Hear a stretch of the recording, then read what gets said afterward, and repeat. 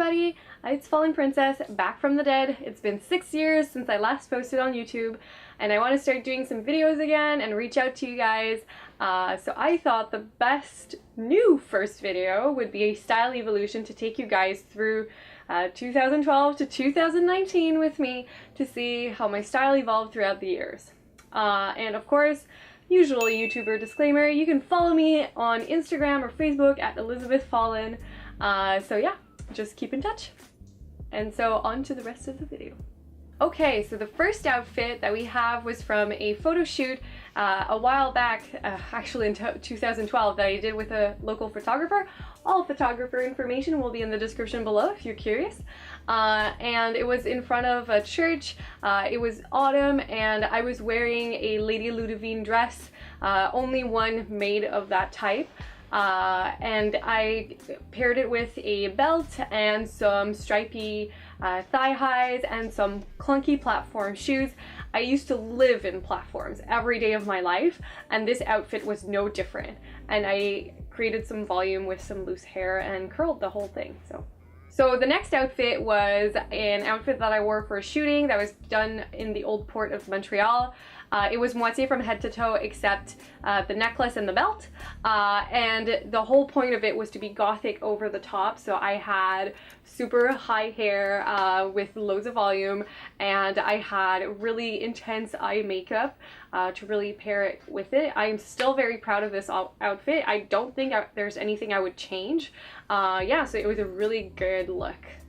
The next outfit was an outfit that I wore at La Saint Dolores, Saint Dolores, which is like the International Lolita Day in Quebec, because the one in winter we don't really celebrate it. It's too cold, nobody really wants to go out. So we have a big one, you know, in June that everybody goes to. And I wore an Innocent World one piece with an Innocent World underskirt, and I styled my hair with a bump it because that's what I did a lot back in those days when I wanted to add some volume. And I added in some extensions to really add to the look. And I was wearing some Mary Magdalene wrist cuffs. And I'm still, once again, that's a look that I would still rock and wear. I would just do the hair differently these days so that it would fit a little bit more with my current aesthetic. The next look is one that I wore at Attack-a-thon, which is an anime convention in Quebec. And it was a kind of more casual look. What I usually do when I want to be a little bit more casual is that I wear a big hat and then I leave my hair as is. Since my hair is pretty straight and doesn't have any volume, it really adds to the look to have something big to counterbalance, you know, all of the intensity of the dresses. Since it is an Atelier Buzz dress, I had opted to go with a kind of more ornate cross to add a little bit of bling and kind of more toned down tights to really kind of fit in with the look. But I really wanted to be comfortable that day, but it does represent kind of more of my daily style, if you may, instead of my more, you know, oh, there's an event going on or a convention, so I'll dress up type of style. The next look is one that I wore at Comic-Con, and it was, the whole goal of it was to kind of mix some geeky or some fandom-y bits and pieces into our looks. So I had done a more Vampire Diaries makeup look with the veins around the eyes. It isn't quite visible with the, you know, the far away shot, but it still looked pretty cute. And I was wearing my Gilles Justine dress that I got in a lucky pack. I was so happy to get that. It was my first lucky pack that I ever attempted, but since I loved everything from Gilles Justine, it was a hint of the direction that my style would take. I was totally on board with that lucky pack and I never looked back, but I really went for a more historical feeling to kind of match with the eye makeup. The next outfit is one that I wore at a photo shoot that we did near the woods where I lived before. And basically it was a kind of snow witch theme. So the whole goal of it was to have an ethereal type of feeling. So I wore a Mary Magdalene chiffon dress and a cape that it's actually a cape that was made for kind of a winter wedding, if you may. And I had gotten it off of Value Village and restored it and used it in the shoot. And it really didn't cost me a lot of money, and I think it turned out pretty great. And once again, it's a testament to the resilience of my hair that my hair was able to hold, because such humidity is like it's a killer for the hair. The next look is one that I wore when we were at the Botanical Garden in Montreal, and it was between friends. We just went when the flowers were blooming and everything was so beautiful, and I wore a gothic outfit by Écailles de Lune, and I had a big bodyline bonnet. It's one of my favorites actually, because compared to a lot of the brand bonnets that are more like they're higher than wider, the bodyline one kind of suits my face a little bit more since I have a more wide set face. It's also easier to just pack up with you and go, because you know, you don't fear, you know, it breaking or anything. It's made pretty sturdily versus like the brand accessories. You're like, oh no, I want to be really careful. Not that bodyline isn't worth it, it definitely is. It's one of my favorite accessories. But that look really fit kind of the style and aesthetics, and kind of a more summery and airy spring type of coordinate. So the next look is one that I wore at a photo shoot. It was a student, basically an art school student, who petitioned different Lolitas on the community to be like, hey, do you guys want to maybe have a shoot? I'm looking for something to pad up my portfolio. And I was like, I am down with that. So I wore a dress that I don't wear as often as I probably should. It's really beautiful. It's one of my favorite by Atelier, and it's the one that has the flocky prints. Purple is such a good color in Lolita. I really wish they would do it more, and it fit great with the different backgrounds and styles that she had in mind. And I was also wearing an Atelier headdress. So it was really a cute look. I would just probably do the eye makeup a little bit more intense nowadays, but apart from that, like, the hair was still pretty good for the middle of winter, which was kind of hard to keep you know, your hair beautifully styled and curled when it's so humid and icky outside. The next style is one that I wore for a photo shoot with a photographer in Montreal. The whole goal of it was to have a more historical feeling, and what was interesting around those times is that I had started integrating moitié and more historical feeling coordinates. So I was wearing an Edwardian style hat and kind of making it a little bit more Edwardian feeling with some Victorian blouse, but it was from Boundless Friend. I still own it to this day. And I wore the candelabra dress from Moitié, that was super rare at the time. Since I've seen it popped up a couple of times, but it took me so long to manage to get it.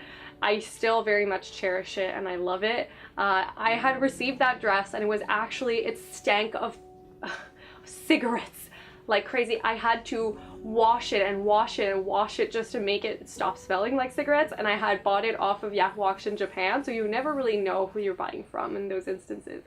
But it's still in my wardrobe to this day and it looks great, and I am so glad that I jumped on that opportunity. So the next outfit is one that I wore at a photo shoot on Mount Royal. So we had actually a makeup artist and somebody who was you know, kind of using reflectors to make sure the light was hitting right. It was the first time that I really did a kind of full face makeup. Usually I just do my eyes and my lips and a bit of concealer and that is it, and I call it a day. But here I even had like some contouring done, so it was a great experience. That outfit, I like it, but if I were to redo it, I would change the shoes for sure, and I would also use a dress that's a little bit more ethereal. At the time, it was pretty rare to find dresses that were that long, like T-length dresses instead of the standard Lolita. So I had jumped on the opportunity to use it because I just thought it was so unusual. But since so many different dresses came out, like I wish I could go back and kind of level up that coordinate, but I'm still happy about it. I still think it looks great, and the photographer was amazing. So the next photo is one where we were doing a photo shoot near the woods near my house, and it was a very gray day and I really wanted to get kind of an ethereal type of feeling. So I went with a clear white moitié dress and with all white accessories to really kind of have that sort of not of this world type of feeling. I love stained glass prints even to this day. Like anything that has a stained glass I am all up for, and I was still very much into moitié almost exclusively, so I just integrated it whenever I could. I still think it's a really cute look. It's pretty simple, but it's very airy, breezy, and yeah, I still think it's very cute. The next look is actually one that I did not design myself, so that was from a fashion show. Baby the Star Shine Bright came, and Alice in the Pirates of course, came to Montreal for Otakuthon, the one and only time Otakuthon actually wanted, you know, a fashion guest to attend. And we were over the moon and so glad, and I was selected as a model. And at first I panicked a little bit because Baby the Star Shine Bright was the one that wanted me in their fashion show and not Alice in the Pirates. So for those of you who do know, Baby is very much more into the sweet type of aesthetics versus Alice in the Fire's a little bit darker. I tend to be more on the darker side, so I was a little bit nervous when I saw that, because I was like, oh my gosh, what are they gonna put me in? Like, what am I gonna look like? And in the end, when I saw the dress, I actually got it. They picked me because it's a little bit more queen aesthetic, like a little bit more over the top, so I did the hair to match it, and I really went to town with it, and I was actually very happy with the look and how it came out. But at first, I was a little bit panicky. But it all turned out fine, and it was a great experience, and the team was amazing, and I was over the moon, and I'm so glad and thankful that I could be a part of that. So the next coordinate was one that I built for a challenge that we had in our local community. So it was who can create the most stylish outfit for the least amount of money, and I used a dress that I got on the cheap from Justine because it had gotten altered. So it was very fun, and it was fun to challenge myself. There was also the plus side that that dress was in OP, so I didn't need to use a blouse. So that reduced the cost, and it was very simple, very airy, and then I went off to see some friends. So yeah, I still think it's pretty cute, and gray is a color we don't see enough in Lolita, so it was nice to see it represented. The next outfit is one that I wore at the Montreal Harajuku walk, which is an event that I organize, and co-organize. I'm not the only person organizing it, but this year, by the way, it is happening the 18th and 19th of May in Montreal. Ooh. Yay! And it's something that we've done for the past at least 6 years now. I think it's been a while, and the team sometimes changes, but we have a bunch of different alternative store and anime stores like sponsor us, and we give giveaways, we have activities, and then we walk the town in Montreal and take some pictures and kind of showcase the creativity that people have, you know, and that Montreal has a lot of different varieties of fashions and creativity. It's really nice to see. So that outfit was for one of the editions of the Harajuku walk. I bought it's a Baroque dress, and I bought it just because I thought the sleeves, look at them, they're so beautiful.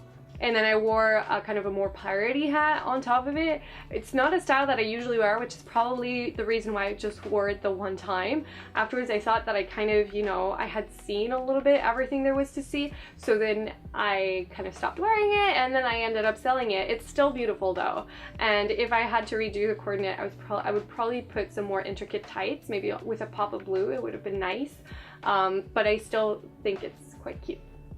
Hey guys, so we've just gone through about half the pictures I had to show, so I'm gonna take a little breather here and split this video into 2 parts because it's gone on long enough. So I'll be back shortly with the part 2, so stay tuned. So see you soon. Bye!